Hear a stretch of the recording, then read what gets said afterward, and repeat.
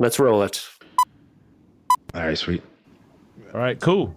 I'm sorry, we digress. Give us your shout outs. You want to go first, Ditch, or? In our last episode, we spoke to Steve O'Wally, a manager on the Army Esports Warzone team. Just as we finished recording, we asked him if he could take a minute and thank someone from the Army family that helped him in his career. This was his answer.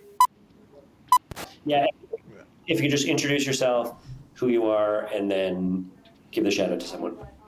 Hi, my name is Stavson Waller. I'm the team manager for the United States Army Esports team, and I want to give out to Command Sergeant Major David Chastain.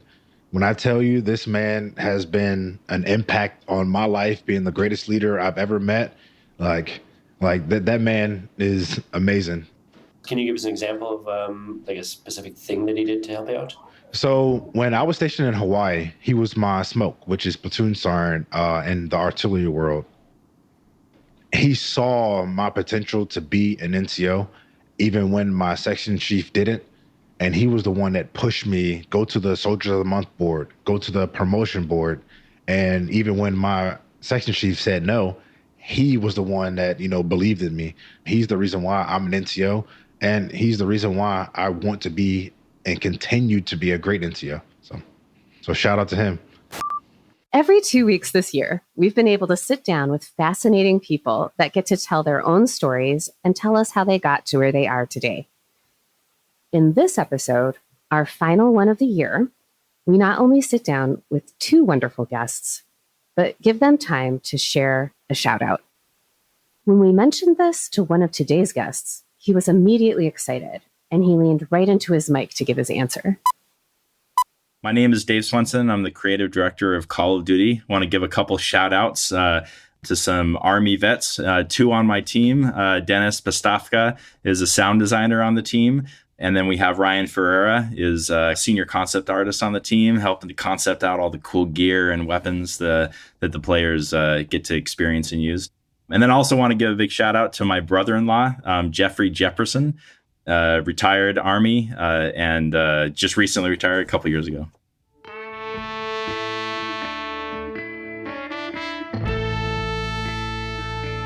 If you'd like to give a shout out to someone, leave us a voicemail at 703-236-2914 or email a voice note to podcast@ausa.org. Today, our hosts talked to key people behind Call of Duty, one of the biggest video game franchises of all time. Creative director Dave Swenson and military consultant Mitch Hall chat about what has made the game so successful, how the team uses veterans to add realism to the design, and also swap stories about classic Atari and Commodore 64 games. I'm Carrie Varuhaikis, and this is Army Matters.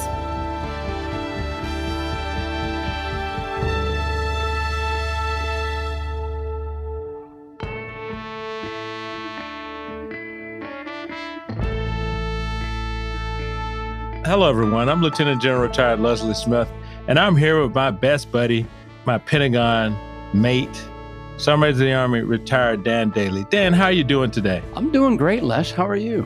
I'm great. So where are you, man? You're not in the AUSA building today. I'm Where not are in you? the studio today. I'm remote. Where? West Point, New York, the home of the Army.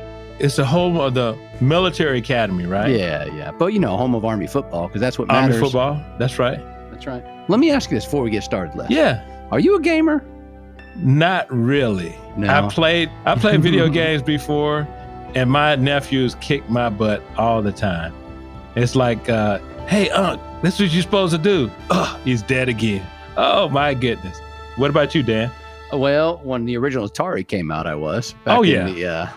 Back in the 80s. Really? You mean like shooting the ducks? Yeah, like shooting the ducks. Oh, come on, man. Like Pitfall and Pac-Man. And Yeah. But my Army career took me far from the gaming scene. So Yeah. But I'll tell you what, ladies and gentlemen, we have a treat for you today here at Army Matters. We got two gentlemen, Dave Swenson, and he's accompanied by Mitch Hall. Dave, Mitch, welcome to the Army Matters show. Happy to be here. Thank you very much. Yeah, great to be here. So now, Dave, let's start with you. What exactly is your role at the Call of Duty franchise? So I'm the creative director at Sledgehammer Games, working on the campaign, which is the single player story for Call of Duty. Call of Duty has multiple modes, has multiplayer, has zombies as well as the story mode. And so, I've been working at Sledgehammer Games for a long time. Worked on many Call of Duties, and just really excited about Modern Warfare 3 this year. Okay, Mitch, how about you? What's your affiliation? I retired out of the military, out of the SEAL teams in 2011, and then kind of stumbled into the entertainment business on the film side. Okay. And from that, one of the writers put me in contact with these guys, and that was 11 years ago now. Oh wow! So I've been kind of I helped them kind of ground the game in some reality. Yeah, that's good. Before we dive into the game itself, I have an extremely important question that I know our listeners want to hear. What is your favorite non-Call of Duty video game?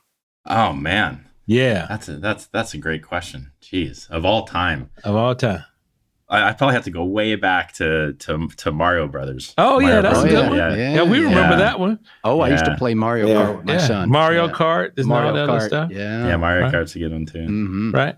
What about you, Mitch? I'd have to say Punch Out. Remember Mike Tyson's Punch Out? Oh, yeah. Wow. That was pretty bad. That was pretty bad because, you fought Mike. You were going down quick. Yeah. You were going down quick. So when did you think you were going to make a career out of it? I played games a lot. And so I went and got an undergrad and a master's degree at Purdue University in sound design. And I was looking at, maybe going into film, maybe going into like Broadway theater productions or something like that. And it was my professor, Rick Thomas, who said, "Hey, Dave, have you heard of this? Have you heard of, and he named off some of these video game companies." Mm-hmm. And he's like, "Why don't you think about," and I was like, "Oh, you can get a job doing that? That sounds awesome." Right. And so, applied and got my first gig in video games, and the rest is history. Wow, that's amazing. So how many years ago was that? That was 2004. 2004. That's a few years ago, Dave. Yeah, a little bit. Now, we all know games are fun. But for both of you, what is the most positive aspect of gaming? From a military perspective, when guys are downrange or overseas or wherever they happen to be, you guys know more than most that it can be intense and you need a way to check out. Sometimes that's working out. Sometimes that's reading. Sometimes that's video games. So it's entertainment. It's a way for the guys to unplug, have some fun, and decompress. Yeah. For me, I think one thing that's really awesome, and Call of Duty is a huge, it has a huge aspect in that, and that's the multiplayer. So the ability for you to get online and play with other people around the world. Mm-hmm. I grew up with my brothers, and we were playing Mario, like I talked about in the Commodore 64. But when we all grew up and became adults and got jobs, we all moved to different parts of the country, and now we don't live by each other, but we still can engage with each other regularly via video games, right? We can jump online and play Call of Duty and MP with each other. I have a funny story that's I think people will find interesting. I think it's with Iraq, and we were getting ready to go out on an operation. And all the briefing was done. All the armored trucks were pulled up, and we were going out in a matter of minutes. And I was wondering where the guys are. And I ran into this room, and sure enough, they're all in the middle of playing Call of Duty. And I'm like, "Guys," and I probably used some expletives, like, "Let's go." And they were literally all the way to the door frame, playing Call of Duty, throwing the controller down, jumping in the trucks, and going to do a real operation. Let's, for our listeners out there, and I'm sure most of them are smarter than I am about the Call of Duty, but, let's talk about it for a second. So what is the game series and how did it all begin? So Call of Duty began many years ago, and it started in World War II. It's a first-person shooter. So unlike other video games that have sort of a third-person aspect where the camera is sort of pulled back behind the player and you see the character running around, this puts you sort of right in the eyes, and what you see is the weapon right up in front of you. And so it's really immersive in the way you experience it, because it's through your eyes, and as you're holding the controller, you're controlling the camera. Where you look is where the player looks, and or the character looks. Where you run is where the character runs. And so it was this really awesome way for players to jump in and play and experience World War II like they'd never experienced it before, right? And then you have these amazing stories, really incredible graphics and audio that, again, just, is very immersive. And then you add the multiplayer aspect to it, where now there's that competitive aspect, the opportunity to play with friends from around the globe. And that just sort of blew up. And, the years progressed, and there were, multiple World War II versions of Call of Duty. And then Call of Duty released Modern Warfare, right? And this was now current day, using current day weapons and tactics and military personnel, everything. And it just exploded after that. Okay, you've covered World War II in Call of Duty and some more modern battles. But what historic battle that you haven't covered would you like to see in future episodes? I mean, there's so many. Yeah. I think there's room for maybe touching Vietnam again. Yeah. I don't think we've seen that in a while. And, as the decades progress, we have new perspective on all these things. Mm-hmm. So maybe there might be some space for a story there. I just appreciate these guys' willingness to listen and to kind of blend our worlds. Again, they're not necessarily ripping from the headlines, but they might be headline adjacent or similar enough or inspired by. And I think it's appreciated. Yeah, absolutely. And the reality, I think, is what puts class in the game too, as well. Because, as military members, having been in combat, when you watch sometimes a Hollywood movie, you're like, okay, that can't happen. Right. You don't want to check out because your eyes roll and you're like, okay, well, this is ridiculous. Now, you just released the latest in the series of Call of Duty, Modern Warfare 3. Can you share with our listeners what makes this version of the game so unique? So Call of Duty has historically shipped every year, and every year we tend to shift to different time periods or different sort of storylines to keep things fresh with the players. And so for example, in 2021, we did Call of Duty Vanguard, which is a World War II set game. Mm-hmm. So this year was the first time ever in the franchise where we went from Modern Warfare 2 last year in 2022 to Modern Warfare 3 this year. And what was really cool about it, the reason we did that was because players were saying, hey, we want to spend more time with this, what we call sub-franchise, right? So this storyline within the franchise. And so that's what we decided to do. And it was an awesome opportunity to, continue stories, continue character arcs, continue, players' progression in the game. So weapons that they had earned, where they were able to carry that forward and retain them this year. Yeah. And so that was really exciting for the game. Many times with Call of Duty, you would have a game and then say Modern Warfare 2, and then 3 years later you would have Modern Warfare 3. So everybody has to be like, wait, what was happening in the game again? And kind of remember the story. And this was the first time we go right into it and sort of, without skipping a beat. Now let's talk about something a little different. The Call of Duty Endowment. For our listeners, the Call of Duty Endowment is a foundation created to help Army and military veterans find jobs. Now, we at AUSA love that because it's part of our mission to take care of our active duty soldiers and our veterans. Tell us more about the endowment and how you integrate veterans into all aspects of your game. There's a lot of aspects to it, but you bring up the employing veterans, and that's something that is near and dear to my heart. And there's several veterans on my team, and they're really important members of our team. Thinking about what they do for us, it's really handy. We have Mitch, of course, who is our consultant, our expert, who we go to. But boy, it sure is handy when you have guys on the team, men and women who have served, who are familiar with tactics, with weapons, with gear, to be able to leverage that insight and that knowledge on a day-to-day basis. And so we have like some of our senior concept artists, who deal with concepting the exact gear and loadouts that players have. A veteran, right? We have a member of the audio team who is there with us on recording shoots, who is recording audio of all the different weapons. A veteran, he's an expert at all these weapons, and so it's just really it's really awesome, to be able to leverage that aspect of the Call of Duty endowment to have all these veterans working with us. Yeah, that's cool. So those veterans that you have, you describe what they do for you. What else do they bring to the table other than the authenticity? One thing that is real about Call of Duty and making games is it's hard work, right? And it requires dedication. It requires persevering through difficult times. So you have people who are veterans who have done hard things, right? And they come in very organized. They're equipped to handle a high pressure environment. The requirement of excellence is very high for the games we make, and having men and women who can stand up to that is hugely important. Okay. And Mitch, can you tell us some of the specific things that you and other veterans did to educate the team? We did something with these guys that I think, benefited everyone, which is we took them to the shooting range. Oh yeah. So, there you go.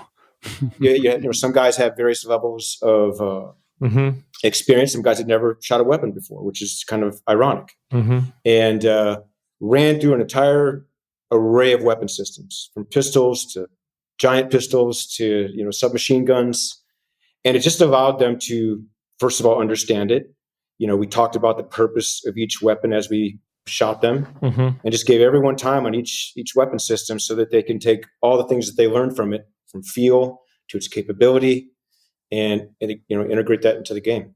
Yeah, that's very good. I could see that. That'd be very helpful. It puts some realism in the effect that they produce. The recoil, all that.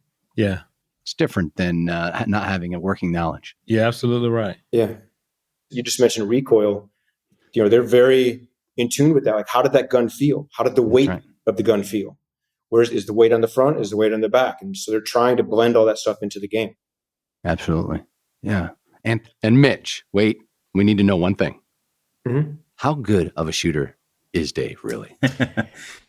I don't think I haven't gone shooting with Mitch. Yeah. I've gone on many, many weapons sessions. Again, like, I come from an audio background. And so since day one in the industry, we record all of the weapons ourselves and we go out and shoot them ourselves. And so when we were recording for World War II, we were able to go out and get access to all of the different weapon systems that were used in World War II, fired them all.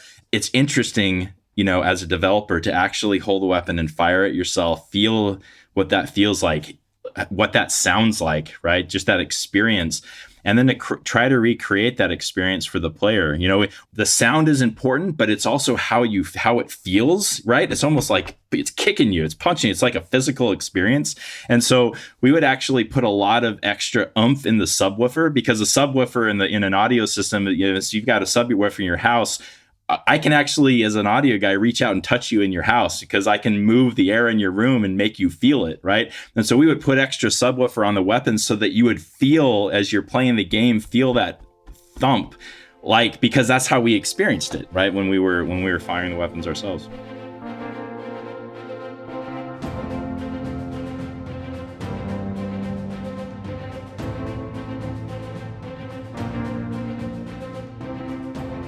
Now, we've talked a lot about how our veterans are involved in the creation of the games.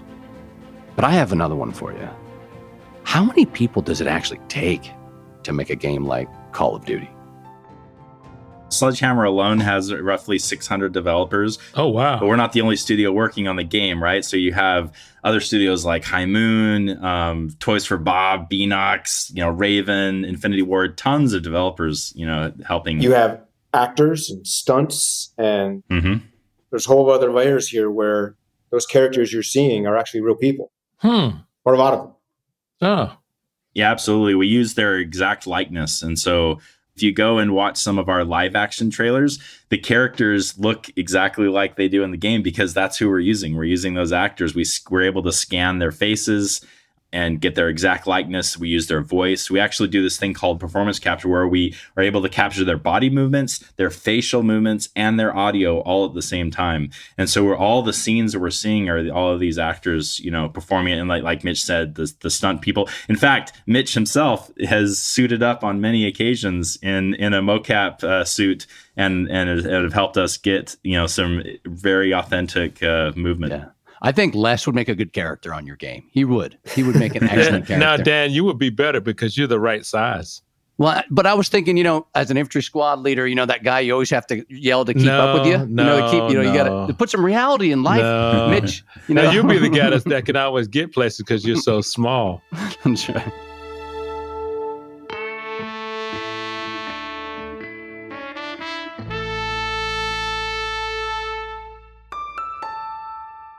Call of Duty Modern Warfare is now out on every major console for download. Hey, Dan, I'm going to download it. We're going to play it when you come back. We should have played these guys for the episode. That's what we should have done. You know what I mean? See if Hey, we really? Yeah. Really? You Maybe want we to get smoked on the episode, right? Okay. Well, we can practice. We can. We can practice. That's very true. But it would look cool for But for me. they got the inside code. Yeah. You guys should film your practice. I think that would be as entertaining. Yeah. My Twitter would go up though if I took out a Navy SEAL on Call of Duty. Though. It would. Yeah. What I mean? Yeah, that's right. That's right. I'm not sure that would happen, but what the heck? They're on the same team, man. Yeah, it's all good. Yeah. Well, Dave, Mitch, thanks for coming on the show. I wish we had more time to talk more about this, and maybe I have one final question too. I had to drop this in there for my nephew. Is there any Easter eggs in Call of Duty that Easter eggs? Oh, see, Les doesn't even know what I'm talking about. What did you get an inside? There's some Easter eggs? Easter eggs in the new version Really? that we can give our listeners, so it'll entice them to come listen to our show. Any Easter eggs in there? There are always Easter eggs. Yeah, but they're gonna have to go out and play it to find them. Just for the listeners out there, I tried. Well, Dave, Mitch, it is an absolute pleasure. Mitch, thank you for your service. David, thank you for your creativity. And we appreciate you joining us here on AUSA Matters. Thanks for having us. Thanks, guys. We appreciate you. Bye-bye. And listeners, I need you to stick around for an extra special end of the year segment right after this break, right here on Army Matters. Did you know, as a member of AUSA, you have access to many benefits? From car rental to entertainment discounts, the opportunities are ample. Visit ausa.org/benefits to learn more. Welcome back to Army Matters. And guess what? This is the last episode of the year. When am I going to get to do another episode, though? I think you got to wait until next year. Next year? All the way in 2024? 2024, that's right. So we're going to do something special, man. Yeah. For our listeners out there, we got something special. Okay. Carrie, our senior producer. Carrie, go ahead and say her name.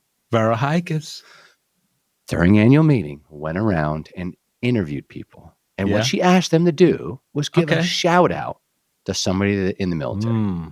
Right? Okay. And also during a few of our episodes, we asked some of our guests to do exactly the same thing. Okay. We're going to play a few of them. We are? Yes. Do we know who they are? Are the producers going to just do it? They're going to tell us? I think they're just going to push the button. Okay.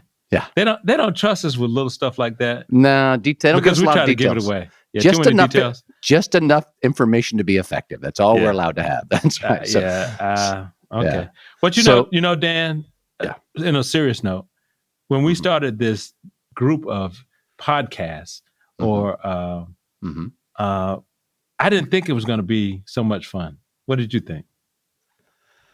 Well, I knew it'd be a lot of fun working with you. Oh, I feel so good. But did you think it was going to be this much fun? Can we play the gift we have for our listeners for our last episode? Yeah, let's do that. Okay, that's actually more of a difficult question than you think. Yeah. That's actually like, I got to pick one. Michael Robert Weimer, currently the Sergeant Major of the Army, the 17th, which is still doesn't just come out naturally.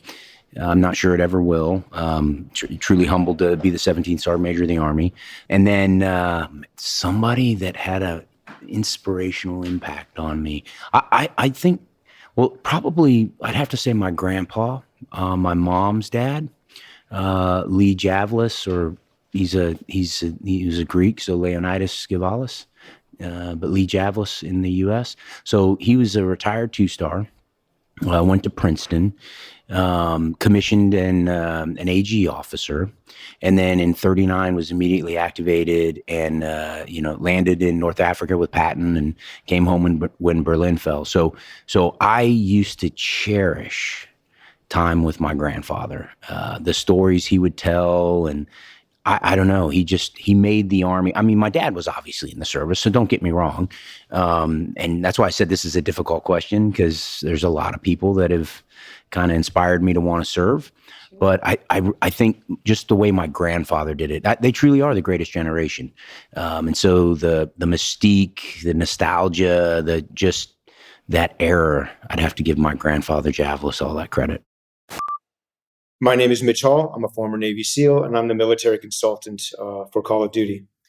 And this isn't exactly a shout out, but I would like to just remember that, or acknowledge the fact that you guys lost a crew here, I think last week. I think 5 crew members from the 160th. My thoughts are with their families and their teammates. So the Navy has ships. We do have helicopters, but in my particular unit, we were always riding Army helicopters. And we got to know those crews very, very well. And it is kind of one team. We need every branch of service and what they bring to the table to go do what we do overseas. So, ladies and gentlemen, if you'd like to give a shout out to someone that you like, someone that maybe you don't like, please feel free to send us a voicemail at 703-236-2914. Email to podcast@ausa.org. Let me say that again, podcast@ausa.org. Sounds like a commercial, Dan. Who would you like to give a shout out to? Well, I think our listeners should give a shout out to me. You're supposed to give a shout out to somebody else. Well, they would be somebody else. Oh my gosh. Okay. Giving it to me. All right, let's get focused, okay? Get focused. Okay, all right. Sorry. Who would you like to give a shout out to? Me? My Yes. brother. My brother served in the Army when I was still in school, and he inspired me to serve, and he still inspires me to this day. So my brother, Dave Dailey, shout out to you, Dave, for your service. Thank you for being a veteran. Thanks for being a big brother. Excellent. So, can I do like 2 or 3? No, there's rules. I want to do 2. No. Okay. There's rules. It's my turn. It's my turn. So since you did your brother, I want to do my brother and sister. I can't do one. Oh yeah, I can do my sister. She was in the Marine Corps. Well, you could pick your favorite of the 2. They're both favorite. Thank you very much. Don't start with me, man. Come on. My older sister, Lola Cassandra Burse, and my younger brother, Lawrence Calvin Smith. One was in the Marine Corps, one was in the Army. And we all served. And we talk about that a lot. And they still, just like you said, inspire me today. One's 4 years and 9 months older than me. And my brother's 5 years and 3 days younger than me. Oh, you're in the middle. Yeah, I'm in the middle. I'm the middle kid. That's another podcast for another day, another time. That gives a little clarity. Yeah. Yeah. And we know you're the baby, because that gives me a lot of clarity. Yeah. Yeah, I know. But I like to give them both a shout out, and because they continue to motivate me today to do the things that we do. Can I do one more? Can I do one more thing? Go ahead, Dan. Go ahead. Thank you, sir. Thank you. I just want to thank our listeners. This has been a great year. Yes. Next year's going to be even better, so stay tuned for Army Matters. And if there's something you want to hear, if there's something you want us to talk about, if there's something that you want us to get engaged in, send us a note at podcast@ausa.org. And say Les Smith is the best co-host ever. And give a shout out to the 15th SMA. Okay.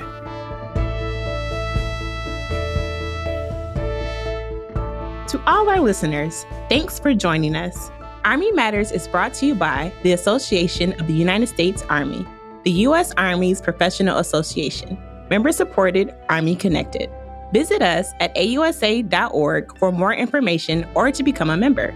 Your membership helps AUSA continue to carry out its mission, educate, inform, and connect with the total Army, our industry partners, and supporters of a strong national defense. Today's episode was hosted by Lieutenant General Retired Les Smith and SMA Retired Dan Dailey, and anchor hosted by Carrie Barrow-Heckes. Anthony Del Call is the producer and writer, and Andy Bosnack is the supervising sound editor. Unzinga Curry is the executive producer, and the senior producers are Carrie Barrow-Heckes and LaSharon Duncan. Be sure to subscribe to Army Matters wherever you get your podcasts, and please leave a review. As you know, we love seeing stars in the Army, especially if it comes in the form of a 5-star review. AUSA's Army Matters podcast can also be heard on Reach Across America Radio on Monday at 8 p.m. Eastern, on the iHeartRadio app, the Odyssey app, and the TuneIn app with the search of the word Reef. AUSA's Army Matters podcast primary purpose is to entertain. The podcast does not constitute advice or services. While guests are invited to listen, listeners, please note that you're not being provided professional advice from the podcast or the guest. The views and opinions of our guests do not necessarily reflect the views of AUSA. For questions or to provide topic recommendations, email us at podcast@ausa.org. I'm Sharon Duncan. Hope you have a great Army Day. Hooah!